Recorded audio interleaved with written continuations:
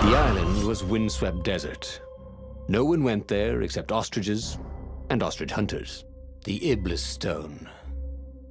It would whisper promises in his ear, offer him power for blood. But this time, Renato was sure he could master it. And so, Bernardo went ostrich hunting.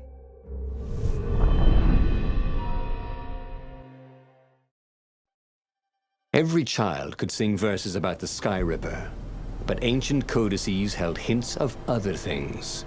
A stone that ate souls, a ruby that drank blood, a jewel only a righteous man could give away. Were all these things the Iblis stone? Long hidden in the buried temple? Another ancient item that was only resurfacing now? Drawn up from the deeps by the Emperor's horrific rituals?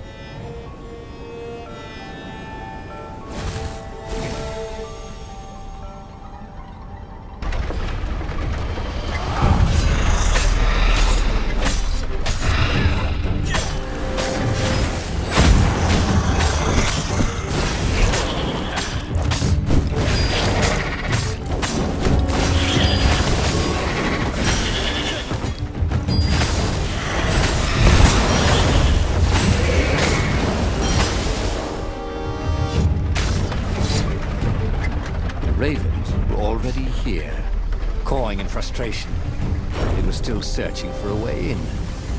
Good. And he hadn't come too late. He could learn new skills, if only he'd take the time to figure out which.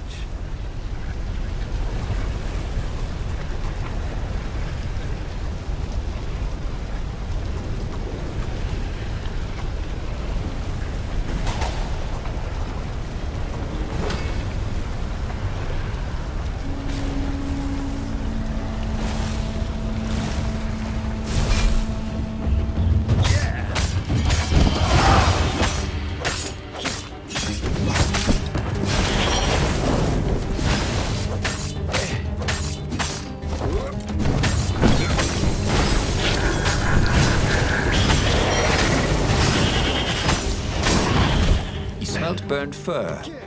His.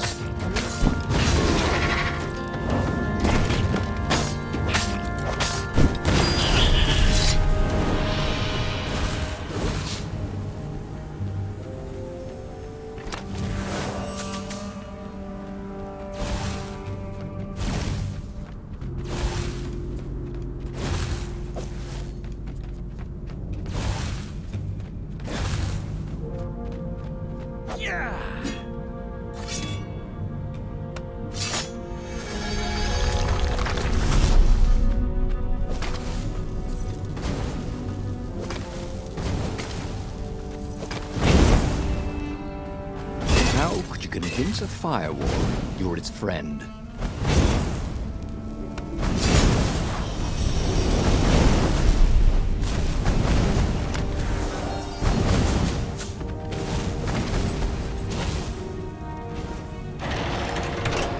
There had to be some way to use the Iblis stone. It was old, wasn't it? People were so much cleverer then. And Renato was pretty sure he was cleverer than most people.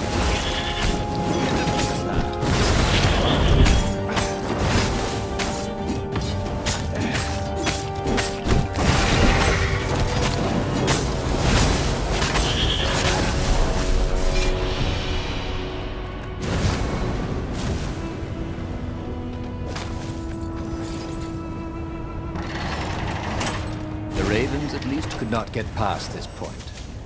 Obviously, the temple builders knew how to deal with tomb raiders.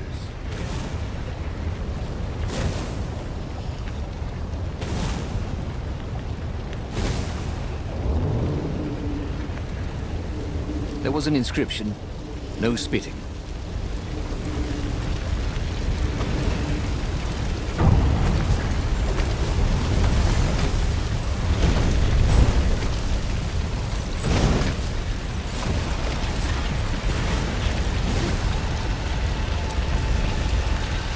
It was a stone of the purest blackness. It reflected no light, like a void made solid. Nervous, he picked it up. I Who said that? It was the stone. Eager. Thirsty. Kill the Emperor's daughter.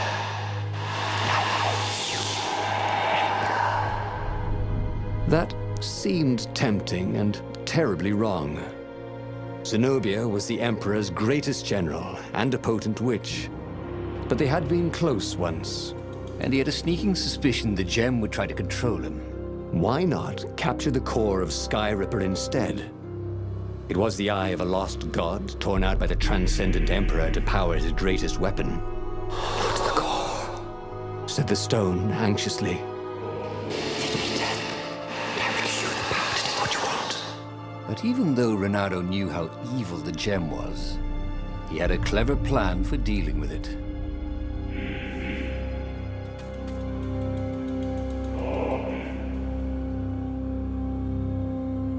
The gem could give great power, but it was evil. But Renato had a plan. He would divide the stone into the power half and the evil half. He sought out the sage Calaveras. Oh, you need a mirror of splitting. Croaked Calaveras. I can make one. Calaveras set up various shiny things. And soon Renato was setting the stone down in the middle of Calaveras' lab. There was a flash. And now Renato was looking at himself. Except with a mustache and a goatee and darker hair. There were two Iblis stones. One light and one dark. Renato took the light one. He felt a rush of great power. Now I could defeat the Emperor. Wait a minute. Unfortunately, he couldn't think of any way to use it without hurting someone. That wouldn't be nice. Give me that, Said his evil-looking twin. And he drew his sword. He only got it halfway out of the scabbard when he fainted from the effort. Obviously, neither weak, evil Renato nor powerful, ice Renato was any threat to the Empire. After the Emperor's victory, they were exhibited in a museum until time ended, which was soon after. He had tried something bold and paid the price for it.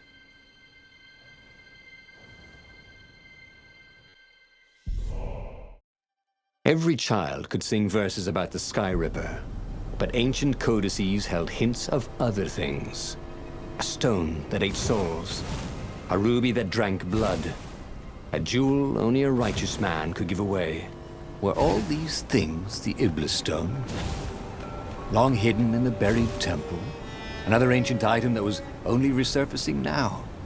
Drawn up from the deeps by the Emperor's horrific rituals?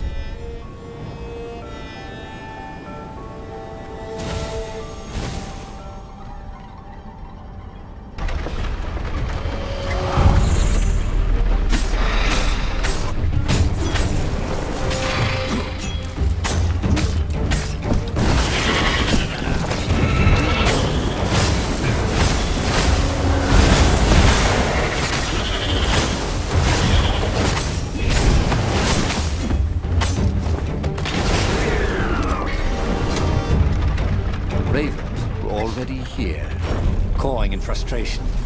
They were still searching for a way in. Good.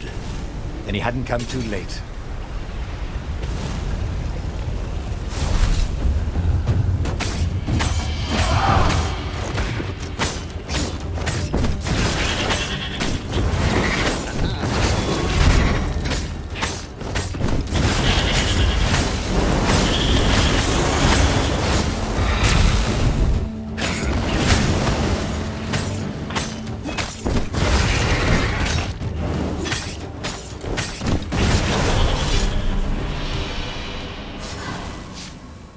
Sharp? Check. Pointy? Check. Flexible? Check. What else do you need in a sword?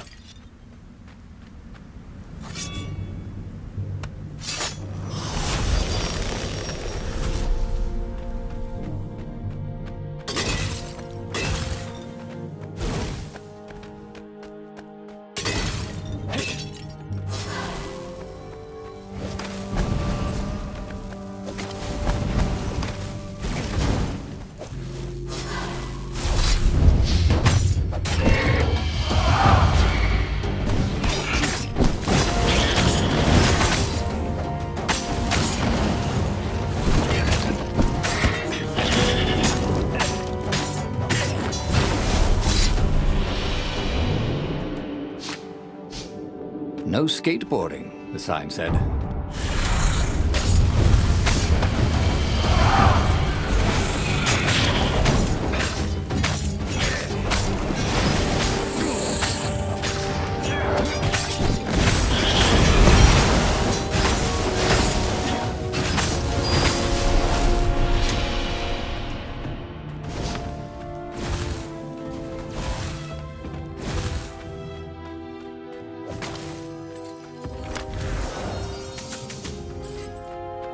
There had to be some way to use the Iblis stone. It was old, wasn't it? People are so much cleverer now. And Renato was pretty sure he was cleverer than most people.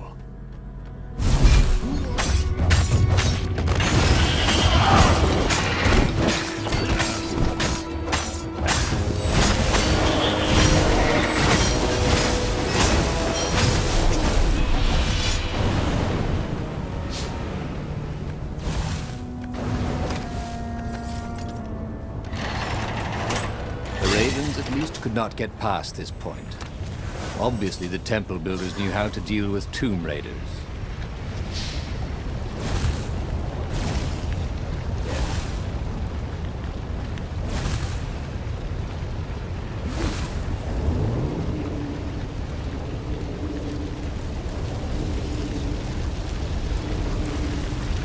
Renato hated cannon traps.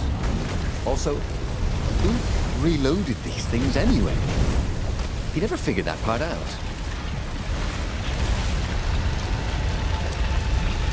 It was a stone of the purest blackness. It reflected no light, like a void made solid. Nervous, he picked it up. I can make you mighty. Who said that? It was the stone. Eager. Thirsty. Kill the Emperor's daughter.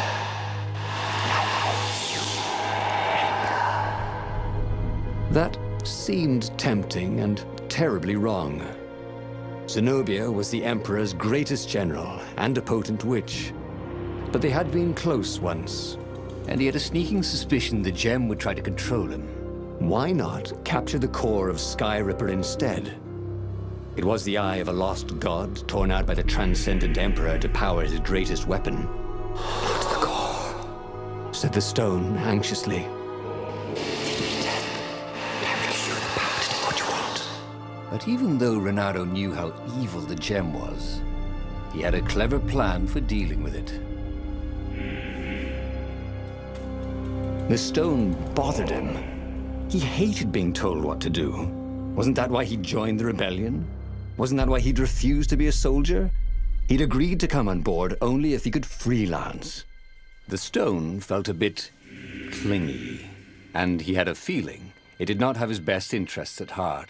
The sage Calaveras had told him where to find the Sky Ripper, a weapon capable of challenging the gods. Even without its armature, the core would still possess great power. He would go there.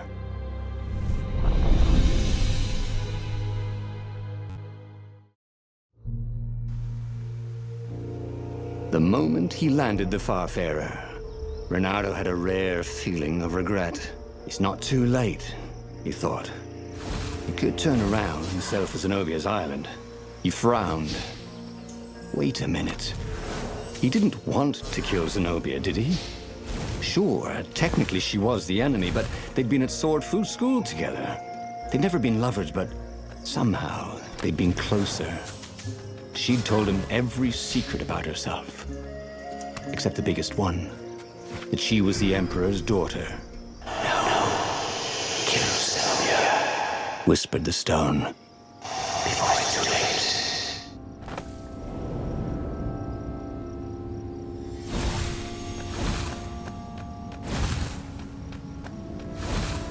There was something sour in the air. Like the earth had ruptured over something that had been fermenting for a very long time.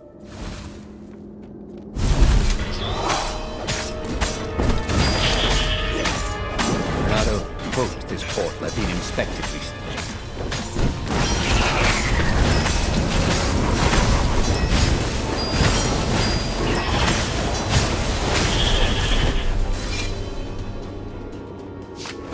stone hadn't lied about what it could do for him. With each raven he cut down, he felt a jolt of power flowing into his arm. You're weak. Whispered the stone. The core will kill you. Are you afraid of it? It chuckled. But it's unstable. If a poisonous that just carry it, and if you try to use it, it will explode catastrophically. Renato did not trust rocks that talked in his head. He went onwards. As he approached the core, the stone became hysterical. No. It's too much power. We'll rip a hole in space and time. He had a sudden vision of plunging his gauntlet into the core and dying in anguish. That wasn't his vision, was it? The stone had sent him its darkest fears, hadn't it? He had a sudden impulse to do exactly that. He raised his right fist and plunged it into the core. There was a rush of light. He thought he could hear the stone screaming. And then he passed out. When Renato came to, the core was gone. But the Iblis stone was no longer black, but glowing with a blue light. And it was silent. "I can't hear you," he sang out, and "You?" It didn't answer. "Ha!" he said. He had defeated the demonic gem with the power of his mind. He felt invincible. It was time to attack the Imperial outpost on the Nexus. Take the battle to the enemy. But among the huge crystals, there was also an observatory. A wise man would probably ask the scientists exactly what he had first. How wise was he? As the Farfarer sailed towards the Nexus, Renato wondered if the core had been created to silence the stone, or even to feed its hunger. Well, honestly, he didn't care. He felt terrific, and he appreciated the quiet inside his head.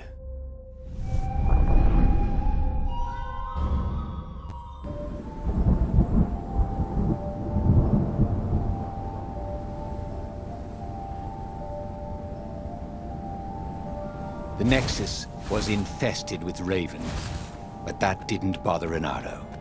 With each death, the converted Iblis stone in his gauntlets glowed brighter, and he felt stronger. Wow. He was getting a bit bloodthirsty, wasn't he? Well, he wasn't worried. He was a warrior. They're supposed to be bloodthirsty.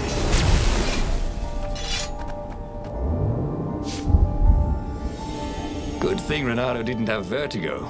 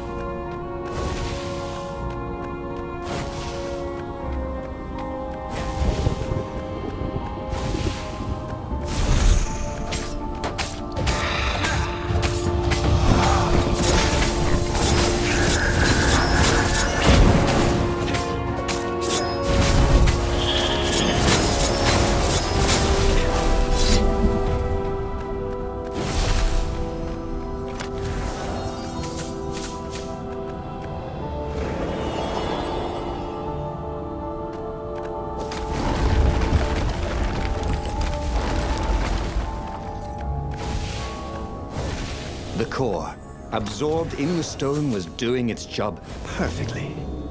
Renato could feel a little eldritch jolt every time he downed a raven, but then it flowed into the glowing stone the way water flows down a riverbed. It all felt perfectly natural, as if all his life, this was what he had been meant to do.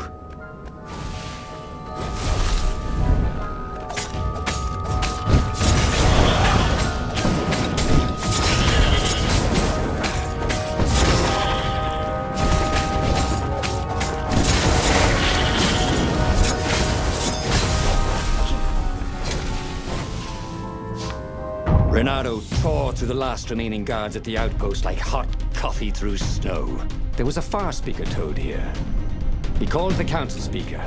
He knew she would be thrilled. And she was. She wanted him to come back to base. They had plans to discuss, and a medal to give him. A large, golden medal. Great, said Renato. Let's talk about who else I can kill. Then the far speaker croaked again. Hello, Renato. It said, If you get sick of slaughtering second-rate birds in the Nexus, I'm waiting for you in the mountains. Zenobia. She missed him. She loved him. Once she saw how awesome he'd become, maybe she'd join him. They'd kiss and... Well, if she did refuse for some reason, he was no match for him now.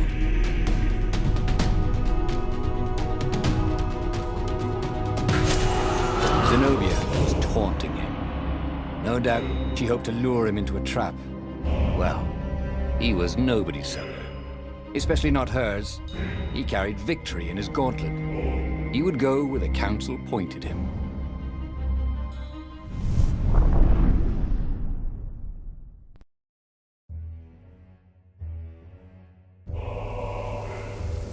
As he set foot on the island, Renato felt energized, like when he was hunting or dancing. Then he smelt it, the stench of ravens. it was a good thing he was here too, before they tripped over the secret base. He was really saving the council toad's bacon, so to speak.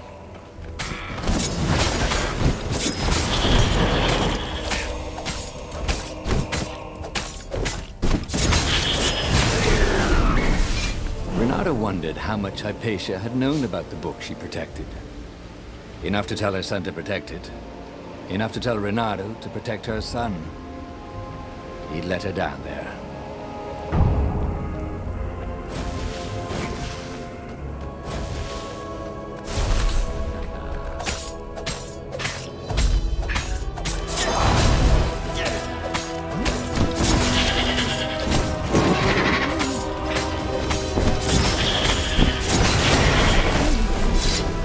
The ravens had reduced Ubar to rubble.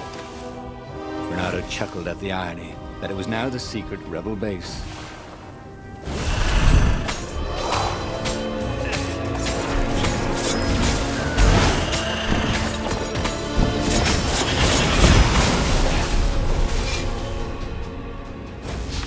See? Renato was a hero of the revolution. He deserved a medal. Soon, he deserved every medal they had, and hopefully one big medal ceremony in front of everybody with trumpets so everyone could know what he'd accomplished.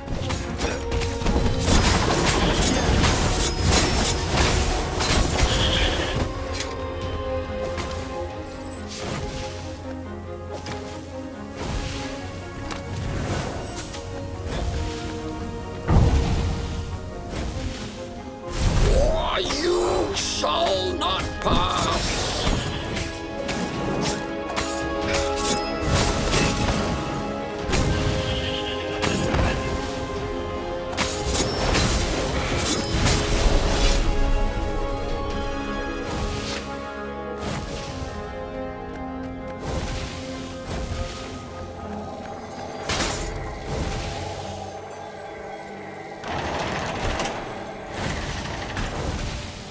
The long stairs. So he was close to the rebel base. He was on fire. So far, so good.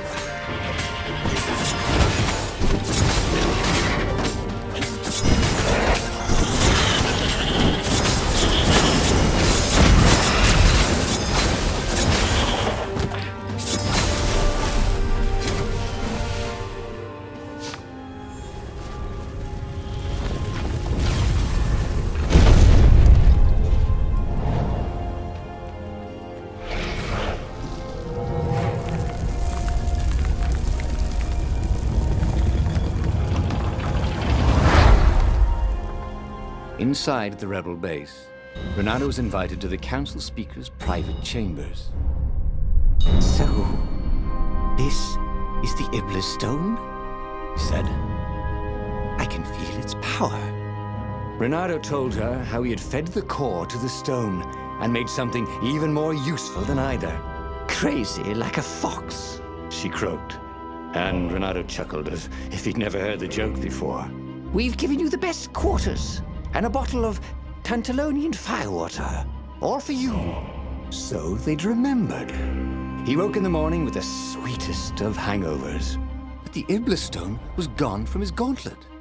The corridors were empty, except for a few rebels who looked just as hungover as him. "Come on, you'll miss the battle," they yelled. Renato added sail as the Farfarers scudded across the sky.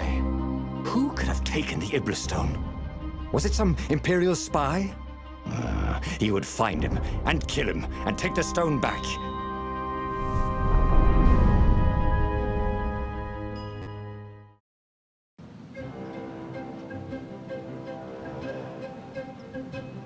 Renato had a bad taste in his mouth. He was killing ravens, but it wasn't fun. It felt like a chore. Renato hated chores. As a fox kid, he'd gone hungry rather than clean his room. He still didn't clean his room, he just moved house every few years. Who had the Iblistone anyway? Up ahead, he could hear screaming and croaking and cawing. But who was winning? There it was again. The back door to the portal that went to the center of the fleet.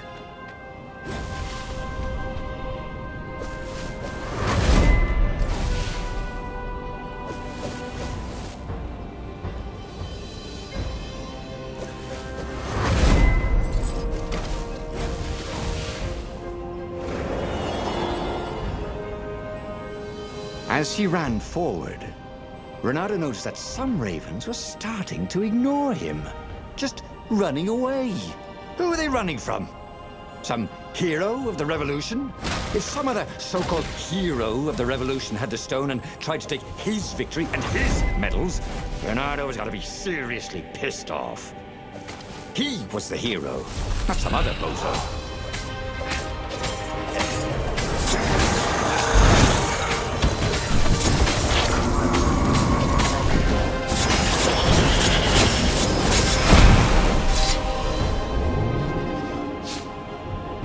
Imagine getting a horse up in one of these things. He will be cursing a blue streak.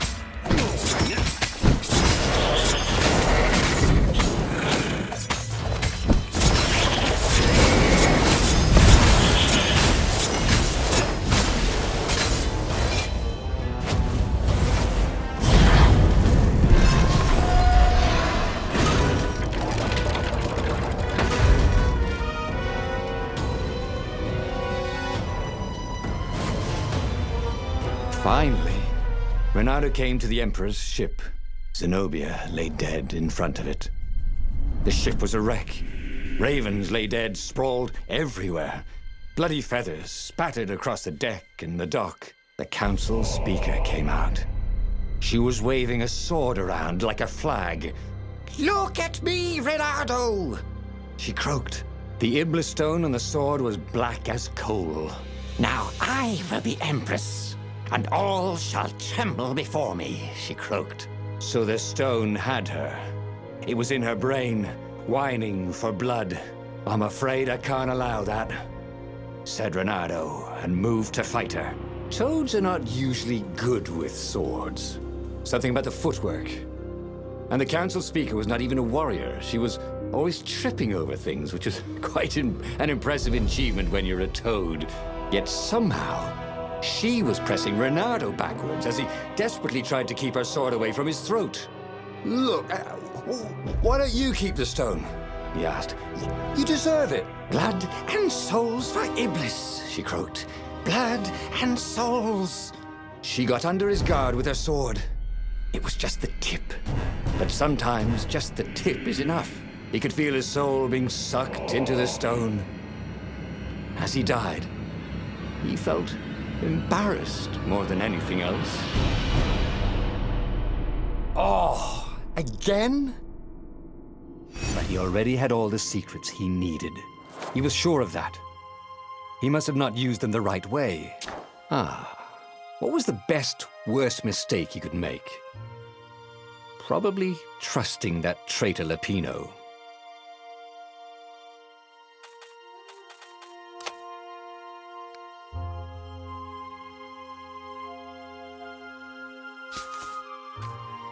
The book's pages fluttered to the beginning once again. Faster than before? And he fell. The clouds parted over the Isles of Boreas. It was time to choose. The rebellion was in trouble. Ravens were scouting for the secret rebel base. They needed a game changer. Pieces of the Sky Ripper had surfaced. Renato knew that using it could go catastrophically wrong. But he was sure he could figure out how to use it safely. Also, a temple had risen out of empty desert. The Iblis stone was hidden there. It was a dangerous artifact. It could corrupt its user into a bloodthirsty monster. Maybe he could find a way to use it, to take its power without surrendering to its wickedness. And also, his old friend Lapino needed rescuing. Of course, Renato had a pretty strong suspicion that Lapino had betrayed the rebellion. And he had a gut feeling that he needed to use that to his advantage.